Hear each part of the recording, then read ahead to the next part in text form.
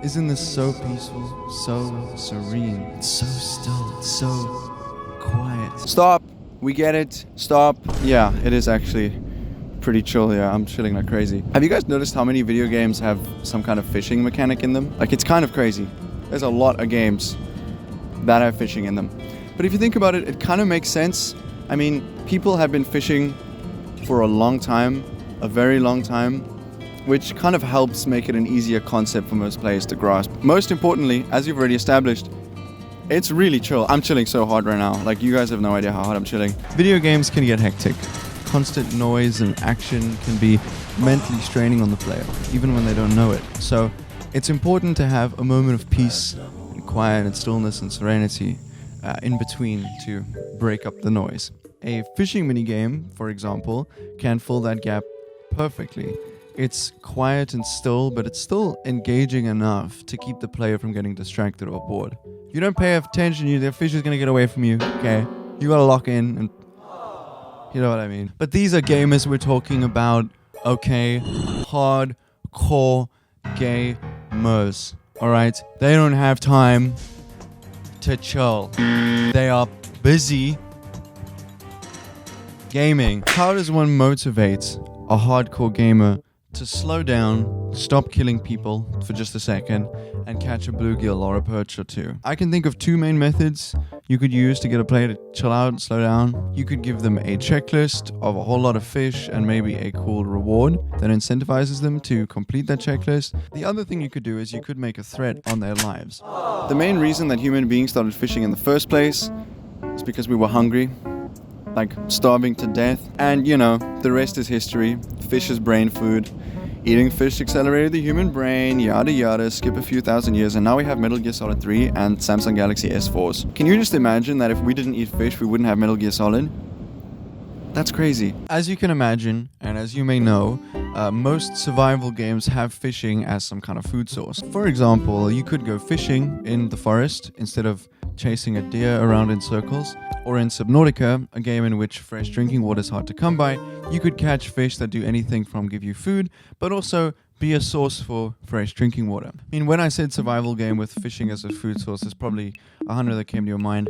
But Minecraft is one of them. A lot of people forget about fishing as a food source in Minecraft. It's way quicker in the short term than setting up a crop farm, and it's much easier than setting up an animal farm. All that being said, for better or worse, most players won't stop and pull their rods out to catch some food, because fishing is outclassed by another method.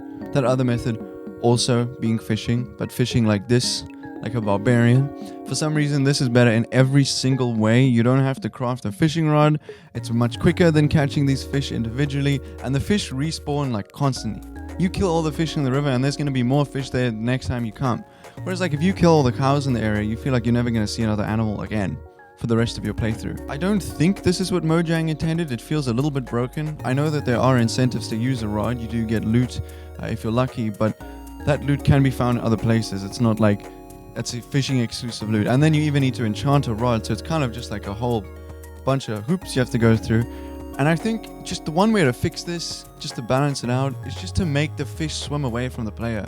Like the same way that rabbits run away, the same way that ocelots run away. Like, this is already in the game, and it would make sense. I apologize for that Minecraft tangent. I don't really know what I was on about. Now that we live in the modern day and we have Metal Gear Solid 3 and we have Samsung Galaxy S4s, most people don't have to worry about starving to death, which means that we don't really have the extrinsic motivation to go fishing. Unless, of course, you're a fisherman, in which case fishing indirectly puts food on your table. You know what I mean? But in the modern day, most casual fishermen go trophy fishing. Trophy fishing is seeking out rare or dangerous fish with the sole intention of catching them just for the achievement of it. Some might catch and release, some might take it home and hang it on their wall, but the achievement is in catching something rare and unique. This is the other method of motivating players to go fishing. Having a collection to complete or a profit to be made is, I think, the most common way that game designers will nudge player towards engaging with their fishing mechanics. Stardew Valley has a grid, a chart, in the UI that shows you all the fish that you have and have not caught, and that can be accessed at any time. Catching every single fish is required for 100%, it is required for perfection, but even the most casual players will see this grid of fish. They'll see all the ones they have caught, and they'll see the black spaces, and they'll think, you know, I'm so close, I might as well just catch the rest of these and fill out this grid. It looks really nice when it's done. Red Dead 2 has a ridiculous compendium to complete. I will take any excuse to play Red Dead 2, but I am not even going to try 100%ing that thing. But anyway, part of the compendium is a long list of fish. Now, most sane players won't even bother trying to catch all the fish in the compendium, but for the more sane among us... Oh...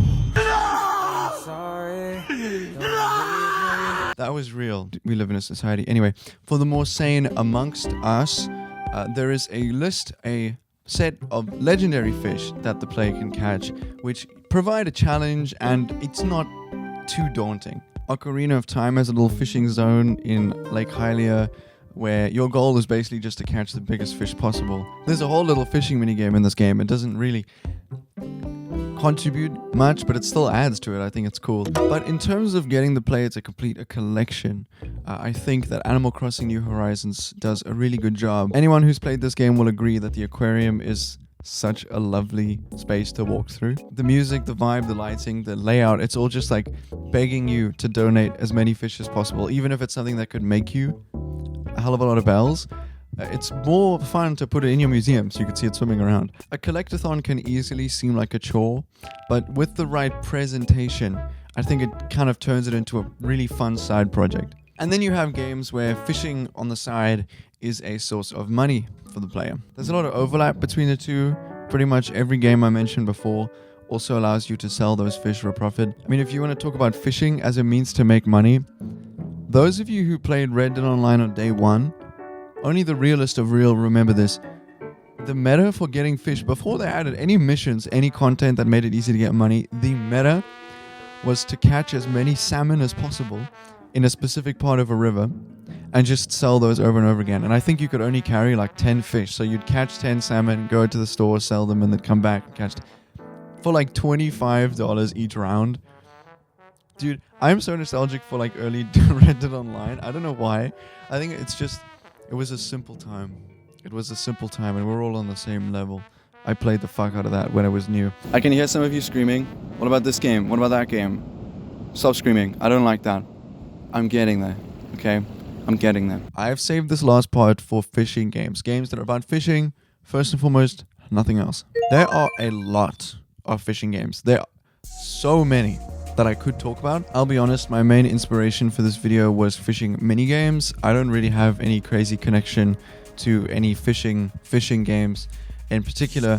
I do remember though, I had one game on my homebrewed Wii when I was little that was like some shitty fishing game. I looked it up while I was writing the script, and I'm pretty sure it's Rapala Pro Base Fishing, something like that. And I just remember not getting the fishing mechanics and driving the boat around in circles, because you could drive your boat to a fishing spot. That was all I was doing. What do you want from me? That was my fucking game. Anyways, I played a couple of fishing games for this video, two of which being Planet Fishing Planet, and Russian Fishing 4, both of which are free on Steam. Now, admittedly, I did play a lot more Fishing Planet than I did Russian Fishing 4, and the reason for that is because Russian Fishing 4 kept crashing, and I played through the tutorial and a little bit at the beginning, and it's low-key the same as Fishing Planet, so I got my experience on Fishing Planet. Anyways, I'm sure Russian Fishing 4 is the best game on Earth. I'm missing out on it. But yeah, I'm gonna talk about my experience with Fishing Planet, okay? I'm sorry. So, okay. I started my journey on Fishing Planet trying to find my identity. Who am I? Who do I want to be? Fish Moses. Okay. I'm Fish Moses. Alright, okay. This is the online fishing community. Look at this guy. He's got something. Wow, that was a real limp cast. Oh, let's go. Oh, I'm kind of the goat. I'm keeping this motherfucker. I learned the basics. I dealt with tackle, many hooks, and nails in my fingers. Much grit and elbow grease. I was trying to make contact with the community. I come in peace. Hello?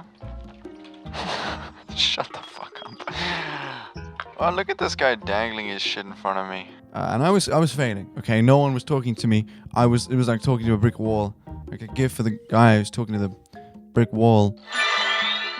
Ah, fuck yeah. I got chips, a reel, and a Chinese finger trap. And Fish Moses went on to catch more fish. And more fish.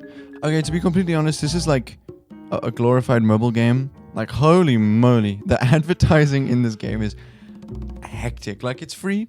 It is free. So they can put in as many microtransactions as you want, but it does really feel like you're playing a mobile game. And as funny as it was to roleplay as a fisherman, and I was kind of impressed by some of the mechanics. I thought it was kind of nice, and I'm sure, you know, if you're into this kind of thing, if you're into fishing, you can get a kick out of it.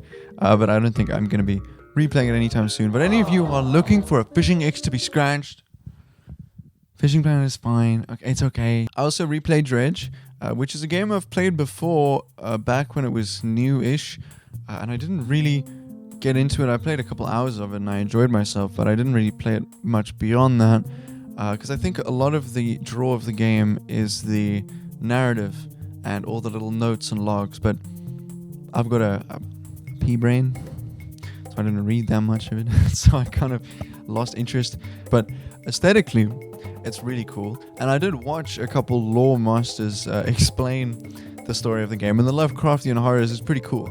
But yeah, the art direction, it is beautiful. It's a beautiful game. I think it's really pretty. And most recently, I've been playing a game called The Big Catch, the tackle box, which came out like a month or two ago. It depends on when this video comes out. That is a demo for a game that has not come out yet. It's a free demo on Steam. You could try it out. It's for an indie game. It's really cool. Like, it's a really unique game. It's not even a fishing game. I don't know why I'm putting it in this video, but it's like fishing aesthetics. Like, your main tool is a fishing rod, and you use that to grapple around. You ride creatures like little snakes as you ride the sand seals in Breath of the Wild. There's just a whole lot of things that make the game really cool. It's got like a PS1 N64 aesthetic, more on the PS1 side, and the music sounds like Pokemon music, Mario Galaxy music. Like, the story of it, the gist of it, is that you're sent out into the world to go catch fish and make money, and then come home and make more money from the fish that you catch. And it's a really unique take on fishing, where the fish run around on land and you need to stun them and then you can reel them in, which I think is pretty cool. It's like a game of tag, and you get to use all the unique movement mechanics. A lot of it is taken from Mario Odyssey, and like old Mario games like Mario Sunshine. It's a really cool game. It's free, so, you know, I think you should pick it up. It is literally free.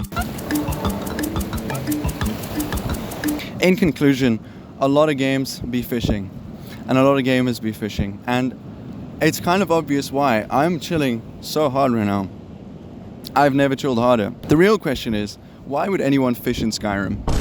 Business 101. Never accept. That's just the way it is. Come on, that's just the way it is. I'm you. Things will never be the same.